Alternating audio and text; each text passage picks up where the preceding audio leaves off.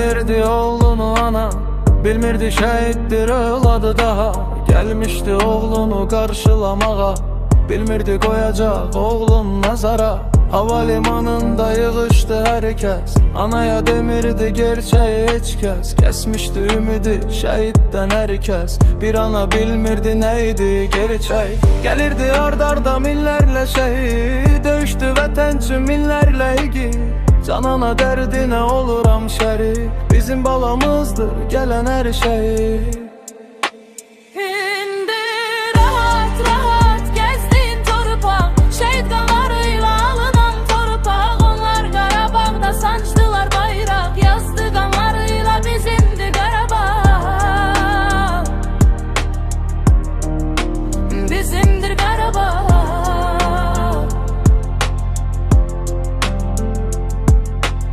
Getirme ne olar göyler şahini, bitirme ananın ümidlerini. Dözmez ana kalbi al götür geri, getirme anaya körpe şehidi.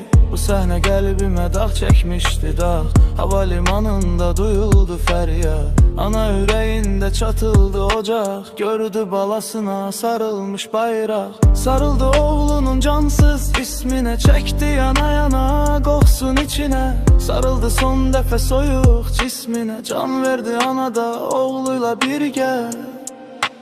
İndi rahat rahat gezdiğin torpak, şehit kanlarıyla alınan torpak. Onlar sayesinde azattı torpak, yazdı kanlarıyla bizimdir Qarabağ.